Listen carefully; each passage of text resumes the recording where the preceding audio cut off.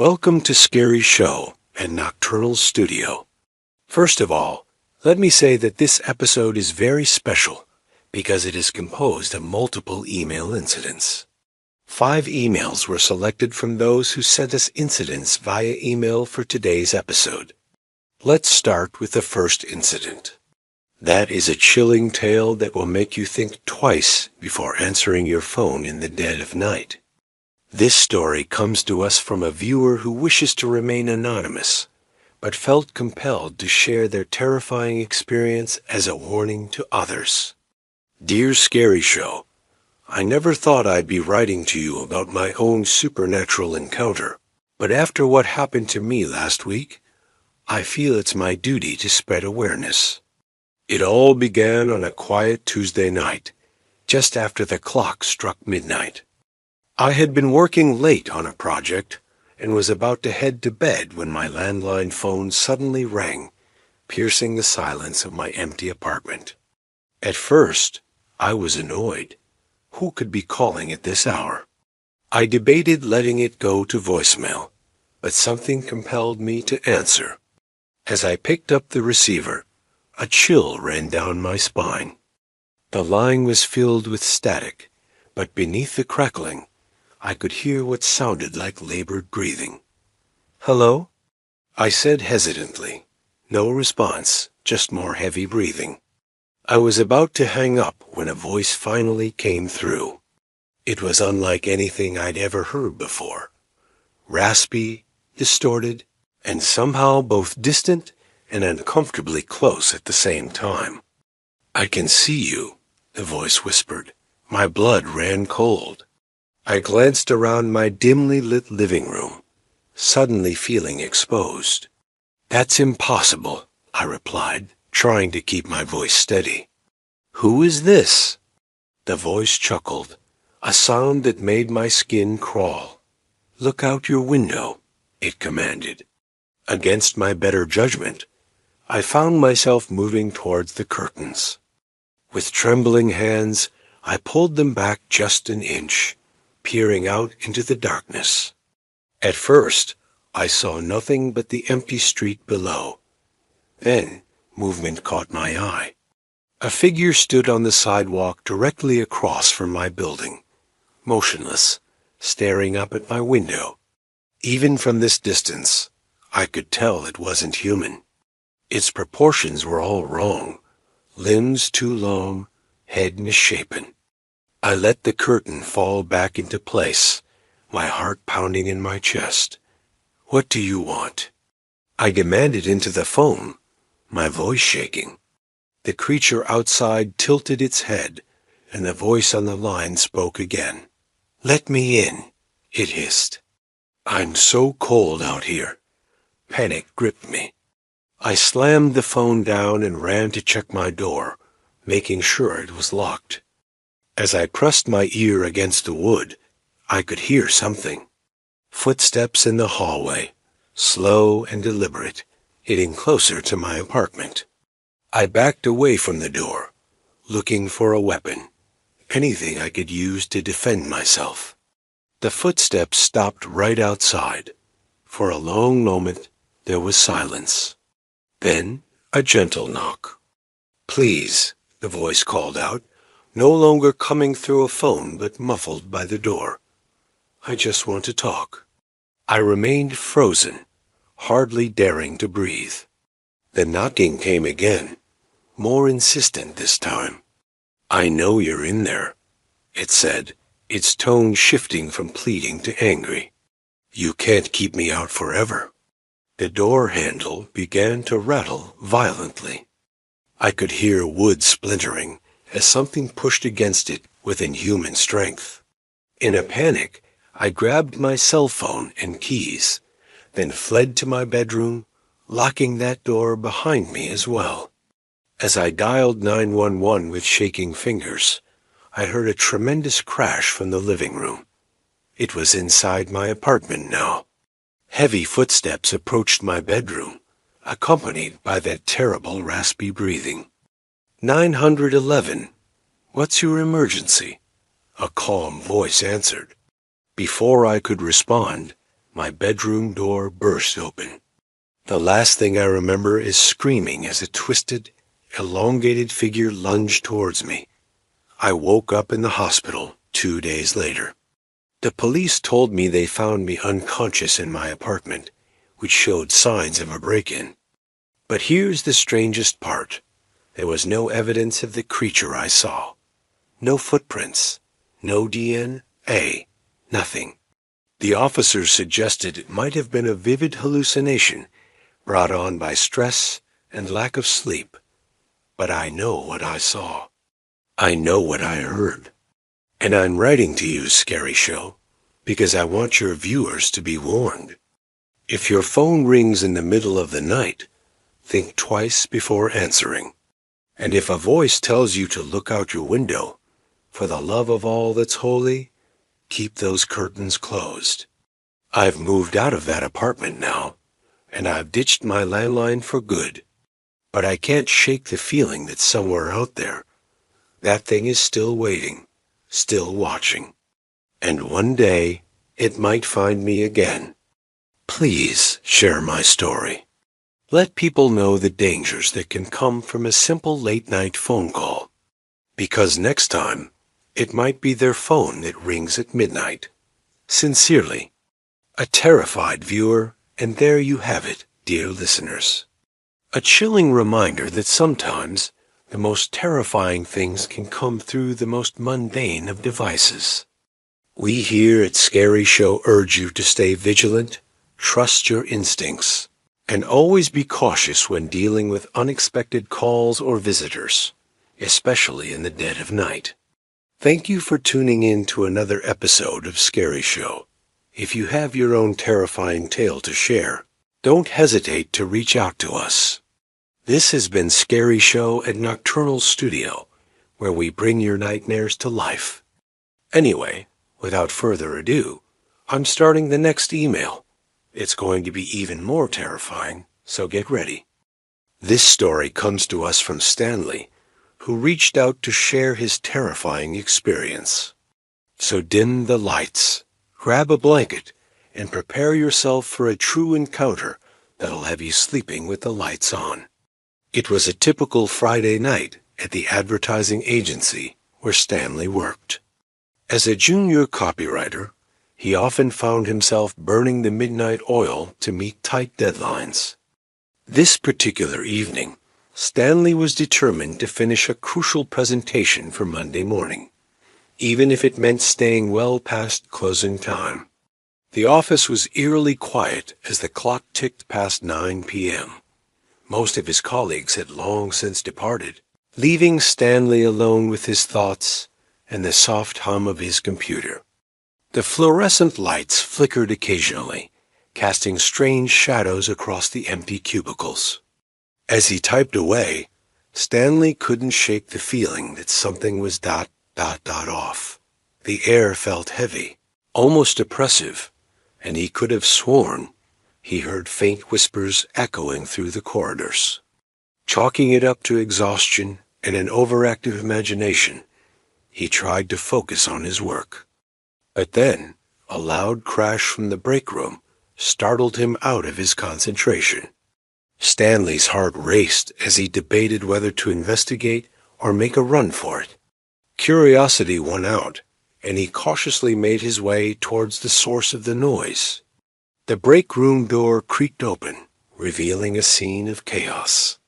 Chairs were overturned, and shattered mugs littered the floor. As Stanley's eyes darted around the room, they landed on something that made his blood run cold. A dark, shadowy figure hunched in the corner. Before he could react, the entity's head snapped towards him, revealing glowing red eyes that seemed to pierce right through his soul. Stanley stumbled backward, his mind reeling as he tried to process what he was seeing. The creature let out an inhuman shriek and lunged forward with impossible speed. Adrenaline surging through his veins, Stanley sprinted towards the exit, his footsteps echoing through the empty office. He could hear the thing gaining on him, its ragged breathing getting closer with each passing second. Just as he reached the stairwell, Stanley felt icy fingers brush against the back of his neck. In a panic, he practically threw himself down the stairs, taking them 3 at a time. The creature's howls of frustration reverberated through the stairwell as Stanley burst through the lobby doors and into the safety of the street. He didn't stop running until he was several blocks away, gasping for air and trembling uncontrollably. When Stanley finally gathered the courage to look back, there was no sign of his pursuer. The office building loomed in the distance, its windows dark and lifeless. He fumbled for his phone, calling a cab to take him far away from that cursed place. In the days that followed, Stanley struggled to make sense of what had happened. He called in sick on Monday, unable to face the thought of returning to the office. When he finally did go back, everything seemed normal. No overturned furniture, no broken mugs. His coworkers laughed off his story as nothing more than a vivid nightmare brought on by stress and lack of sleep. But Stanley knew the truth. He could still feel those red eyes boring into him, still hear that bone-chilling shriek. He started looking for a new job soon after, unwilling to risk another late night alone in that office. To this day, Stanley can't explain what he encountered that night. Was it a ghost? A demon? Some otherworldly entity that slips through the cracks of our reality when the veil is thin? Whatever it was, it left an indelible mark on his psyche. He shared his story with us as a warning to others who might find themselves working late in seemingly empty buildings. Sometimes, he says, it's better to leave that project for another day than to risk encountering something that defies explanation. As for Stanley, he now works from home as a freelance writer. He says he sleeps better knowing there are no dark corners or empty corridors for malevolent entities to lurk in. But on quiet nights, when the wind whistles just right, he swears he can still hear that unearthly howl echoing in the distance. So the next time you're burning the midnight oil at the office, and you hear an unexplained noise or catch a glimpse of movement in your peripheral vision, don't investigate. Pack up your things and get out of there as fast as you can, because you never know what might be waiting in the shadows, ready to pounce when you least expect it. Stanley's experience serves as a chilling reminder that sometimes the monsters we fear aren't just figments of our imagination. They might be real, and they might be closer than we think. Before we wrap up this spine-tingling tale, I want to thank Stanley for sharing his story with us. It takes courage to relive such a terrifying experience, and we appreciate him shedding light on the dangers that can lurk in seemingly ordinary places. Remember, folks, the world is full of mysteries and unexplained phenomena. While we may never fully understand what Stanley encountered that night, his story reminds us to stay vigilant and trust our instincts when something doesn't feel right. If you've had a similar experience or have your own terrifying tale to share, we'd love to hear from you. Drop your story in the comments below, and who knows, you might just be featured in our next episode. And speaking of future episodes, if you enjoyed this story and want to hear more bone-chilling true stories, make sure to hit that like button and subscribe to our channel. Turn on notifications so you never miss an upload. After all, you never know when the next scare might come lurking around the corner. Until next time, keep your eyes open, your wits about you. And remember, sometimes the scariest stories are the ones that are true. Sweet dreams, if you can manage them after this tale. And as always, stay spooky. Let's start with the third incident, which Johnson sent us. As the clock struck midnight, an eerie silence fell over the city. The streets were empty, save for the occasional flicker of streetlights casting long shadows on the pavement. It was on one such night that Johnson's terrifying ordeal began, a story that would send chills down the spine of even the bravest souls. Johnson had always been a skeptic when it came to the supernatural. He prided himself on his logical thinking and rational approach to life. But what happened to him on that fateful night would shake the very foundations of his beliefs and leave him questioning everything he thought he knew about the world.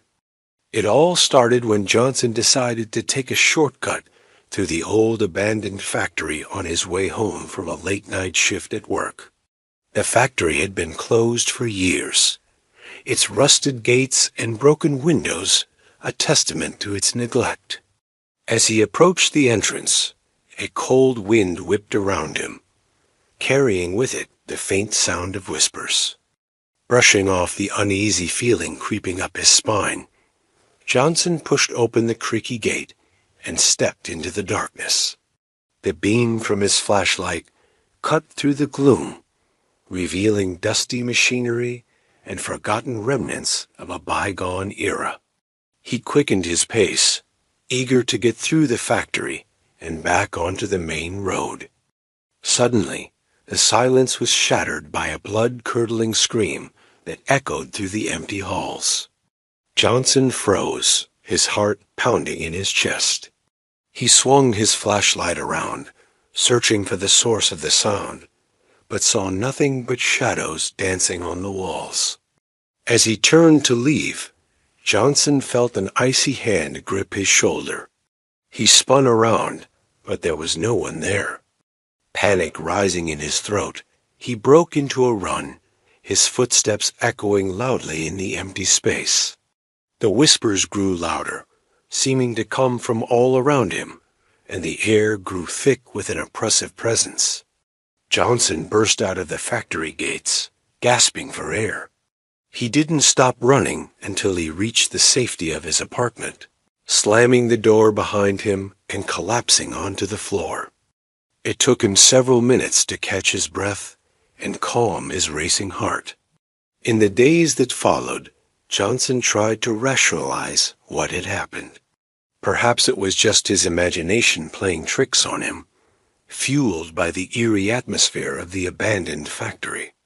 But deep down, he knew that what he had experienced was all too real. Unable to shake the memory of that night, Johnson decided to do some research on the old factory. What he discovered sent a chill down his spine. The factory had a dark history, with numerous accidents and unexplained deaths reported over the years. Some even claimed that the souls of those who had perished there still haunted the premises, unable to find peace.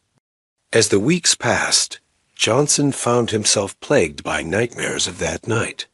He would wake up in a cold sweat, the sound of those ghostly whispers still ringing in his ears. He began to see shadowy figures out of the corner of his eye, only for them to vanish when he turned to look.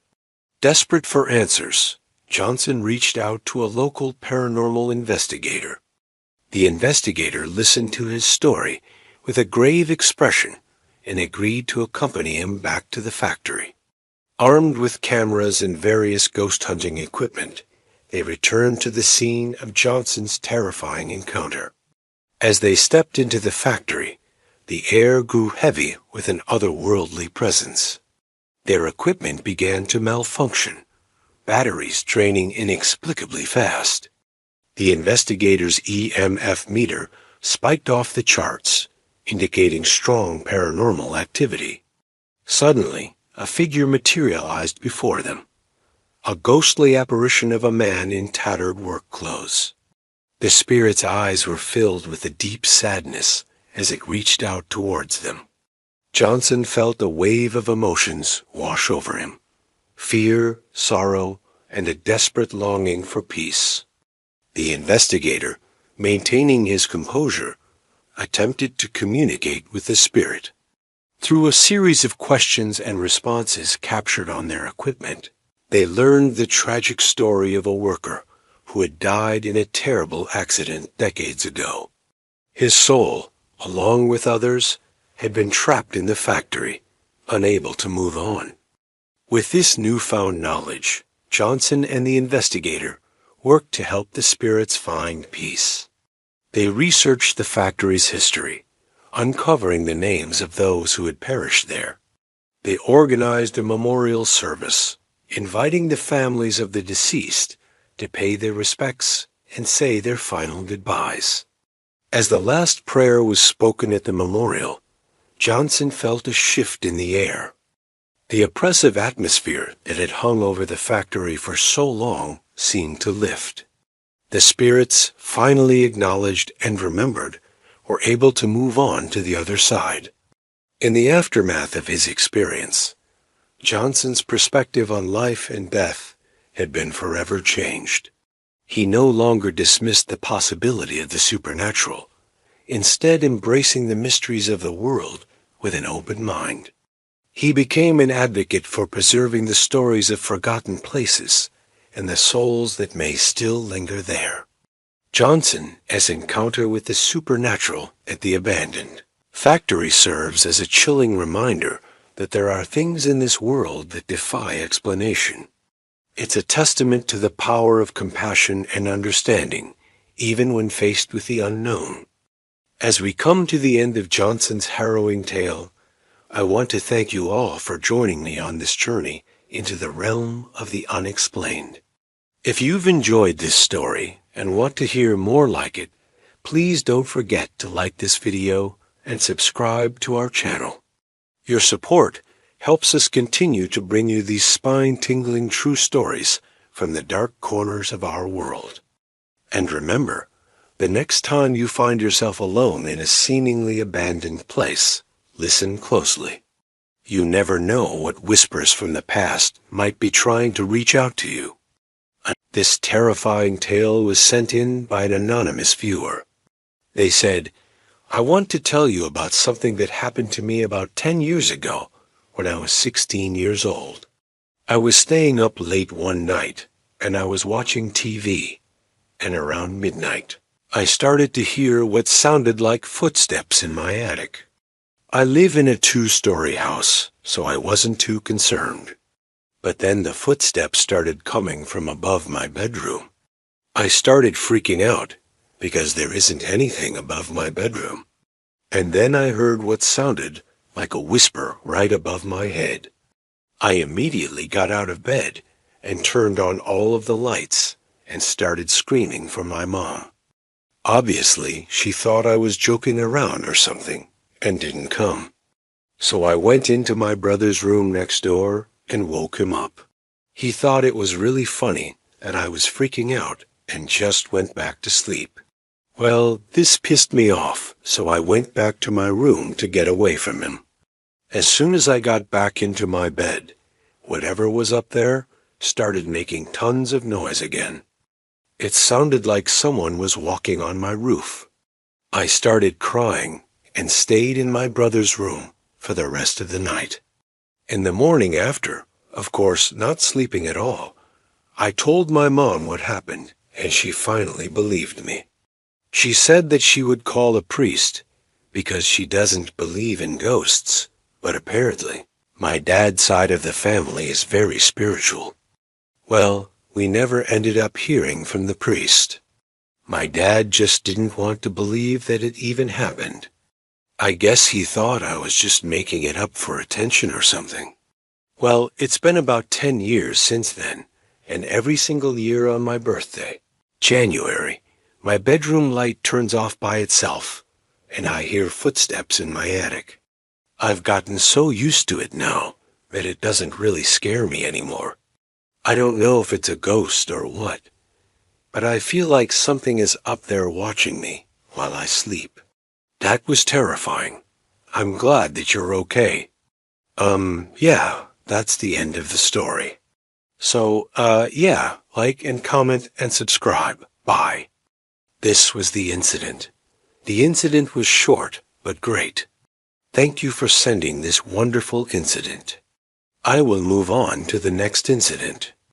Before we start last story of this episode, Just want to say thank you to everyone who has been sending in stories, and thank you to everyone who has been subscribing, liking, and commenting on these videos. It really helps me out a lot. Also, sorry if I sound kind of tired or bored. I didn't get much sleep last night because my dog wouldn't stop barking. But yeah, without further ado, let's get into the story. Okay, so this was sent in by an anonymous listener. It says, "This is a terrifying true story. I was home alone in my apartment, and I heard what sounded like screams in the next apartment over. I assume it was kids being rough and tumble. It was evening, but still light outside. I figured they were probably watching TV or something, and it would pass.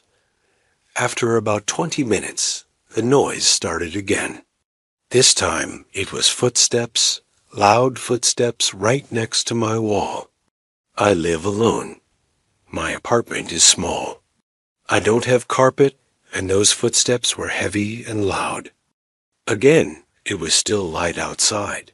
My apartment is small. I don't have carpet, and those footsteps were heavy and loud. I didn't think much of it at the time, but I should have. It was now obvious there was someone walking around in the apartment next to mine. Who could have been anyone? It wasn't a huge deal. Again, I assumed it was neighbors or maybe even management doing a routine check or something. They were likely just in and out, and it would be over soon. I didn't think much of it at the time, but I should have.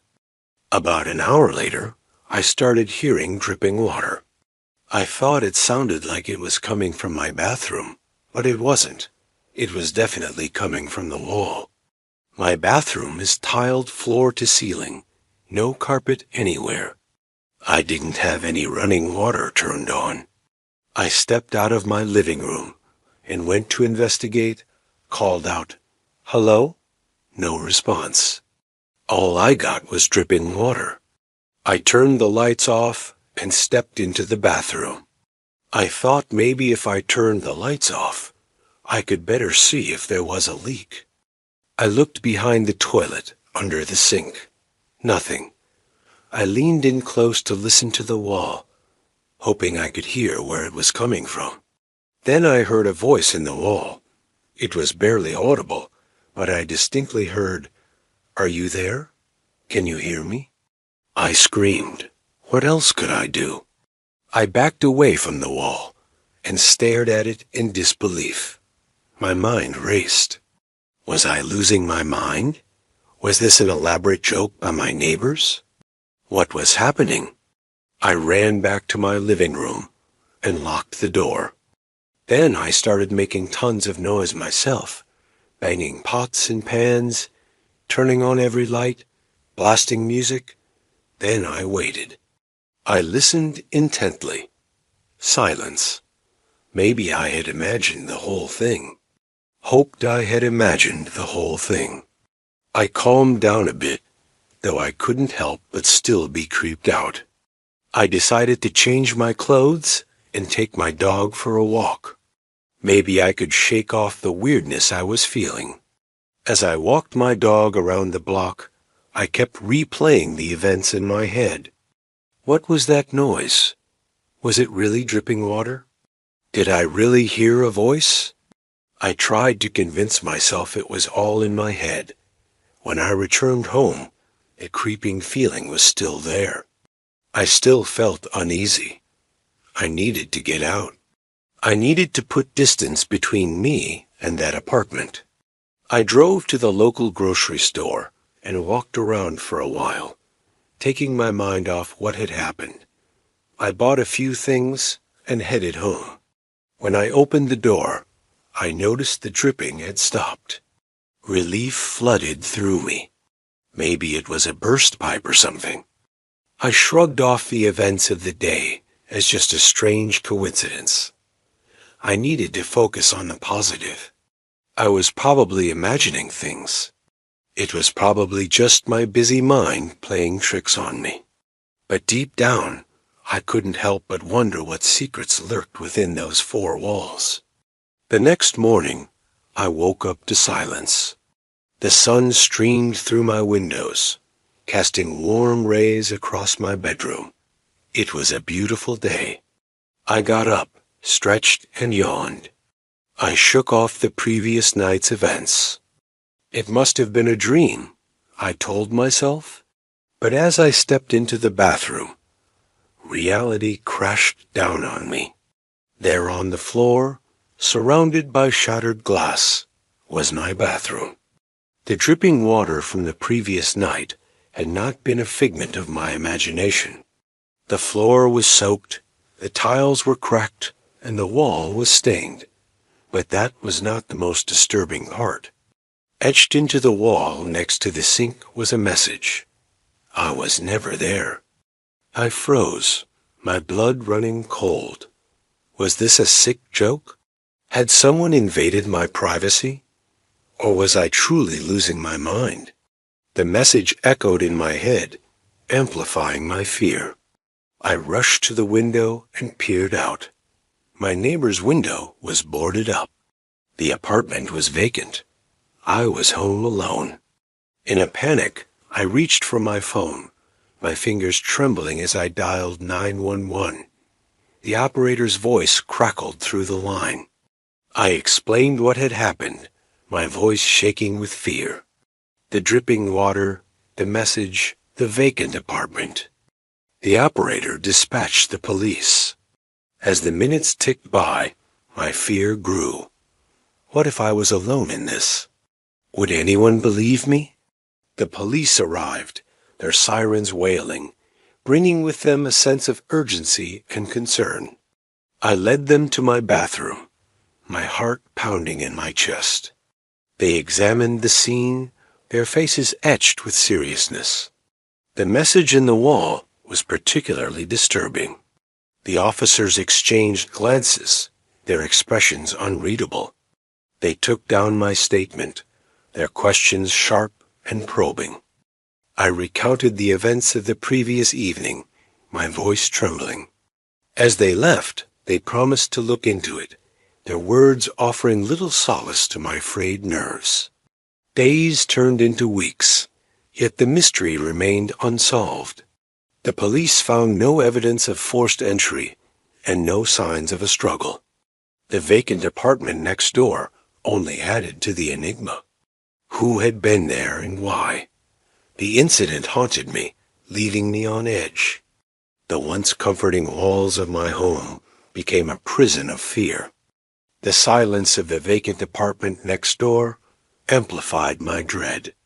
Each creak of the floorboard, each drip of the faucet sent shivers down my spine. I couldn't shake off the feeling of being watched, of something sinister lurking just beyond my sight. Sleep became a distant luxury. My nights were filled with restless tossing and turning, haunted by nightmares of shadowy figures and cryptic messages. The image of the vacant apartment next door, shrouded in darkness, loomed large in my dreams. The fear that had gripped me was palpable. My days were consumed with anxiety, my mind constantly replaying the events of that fateful day. The dripping water, the eerie message, the vacant apartment, the sight of the boarded-up window became a constant reminder of my unsettling experience. The isolation was unbearable. Friends and family offered their support, but their words felt like distant echoes in the cavern of my fear. The understanding in their eyes was evident, but it did little to alleviate my torment. I felt utterly alone in my terrifying ordeal.